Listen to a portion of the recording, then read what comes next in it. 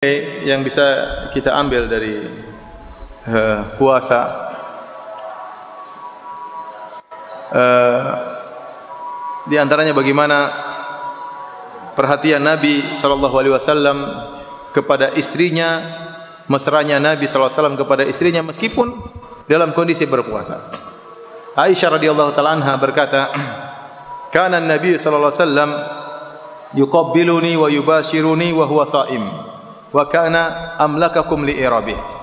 Adalah Nabi SAW, beliau menciumku dan mencumbuiku padahal beliau sedang berpuasa. Namun beliau adalah orang yang paling bisa menahan syahwatnya. Dan di sini Aisyah, ini hadis riwayat Al-Imam Al-Bukhari, hadis sahih. Aisyah radhiyallahu anha menyebutkan dua perkara, mencium dan mencumbui. Karena Nabi SAW yuqabbiluni wa yubashiruni. Nabi SAW menciumku dan mencumbuiku. Kata para ulama, al-mubasyarah, cumbuan itu lebih tinggi derajatnya daripada sekedar ciuman. Jadi bermesra-mesra dengan Aisyah radhiyallahu taala anha padahal Nabi sedang berpuasa. Oleh karenanya, apa hukum seorang yang sedang berpuasa mencium istrinya? Maka ada khilaf di kalangan para ulama. Sebagian ulama mengatakan hukumnya sunnah, dan ini pendapat Ibnu Hazm rahimahullahu taala dalam kitabnya Al-Muhalla. Dia berkata, menciumui istri bulan Ramadan hukumnya sunnah. Kenapa? Nabi SAW menciumui apa? Istrinya. Pendapat lain, jumhur ulama mengatakan boleh, bukan sunnah, tapi apa hukumnya apa? Boleh. Sebagian ulama mentafsir, bagi yang sudah tua boleh, bagi yang muda tidak boleh. Kenapa? Karena kalau sudah tua bisa menahan syahwatnya, kalau muda susah menahan apa? Syahwatnya. Oleh karenanya bagi yang pengantin baru masih bulan madu, jangan cium-cium istri di bulan Ramadan. Tapi kalau sudah lama, sudah bulan bawang, enggak apa-apa ya.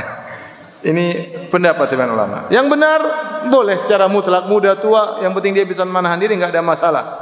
Oleh karena dalam hadis yang mencium Nabi, yang dicium siapa? Aisyah. Aisyah muda atau tua? Masih muda. Masih muda. Kata Aisyah radhiyallahu taala anha, Nabi sallallahu alaihi wasallam, ya ahwan Nabi sallallahu alaihi wasallam yuqabbiluni. Nabi sallallahu alaihi wasallam turun hendak menciumku. Faqultu, aku berkata, inni shaimah. Ya Rasulullah, saya sedang puasa. Kata Nabi sallallahu alaihi wasallam, wa ana shaim, saya juga puasa. Apa masalahnya? Dan Nabi pun mencium siapa? Aisyah radhiyallahu taala anha.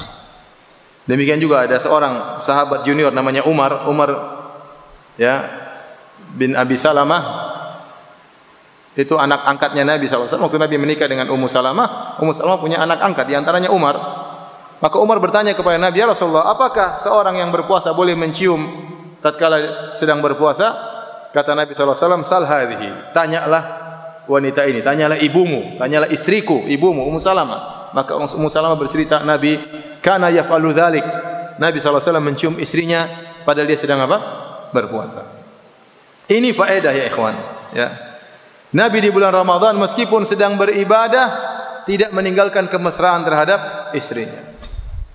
Bahkan tatkala sedang i'tikaf dalam Sahih Bukhari, Nabi SAW sedang i'tikaf, tahu-tahu dijenguk oleh istrinya Sofiyah bintu Huyai bin Akhtab.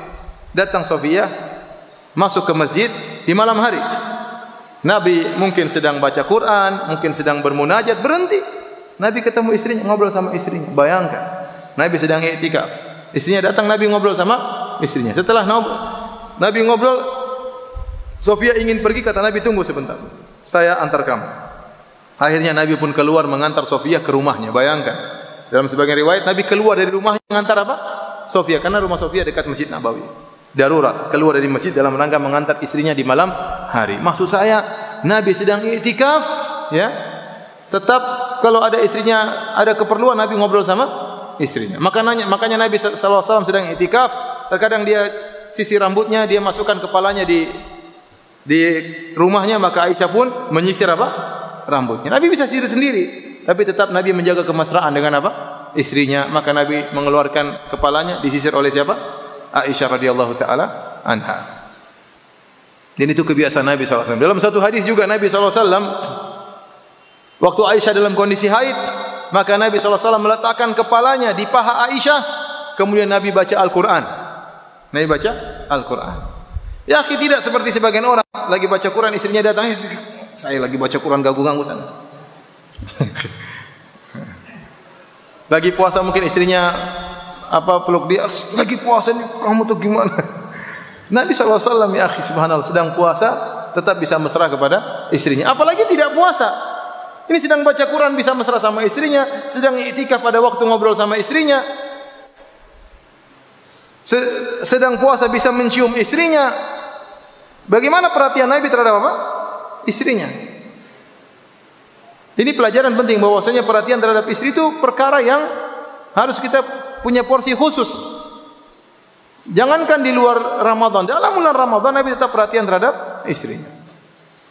Antum makanya praktekkan apa yang diperhatikan oleh Nabi. Sekali-sekali antum letakkan kepala antum di paha istri antum baca Quran murojaah. Baca Quran istri dengar. Qul huwallahu ahad, Allahus samad, lam yalid wa lam yulad. Mas kok itu saja suratnya? Ini surat yang Abi sangat suka surat ini. Hafalan enggak ada masalahnya. Oleh karenanya, ya. Sekarang saya takjub lihat apa sosok Nabi sallallahu alaihi wasallam, bagaimana perhatian dia terhadap istrinya luar biasa. Ini di bulan Ramadan saja Nabi begitu, apalagi di bulan Ramadan pembahasannya tentu sangat panjang, tetapi saya ingin tampilkan bagaimana Nabi sallallahu alaihi wasallam ketika sedang beribadah perhatian sama istrinya.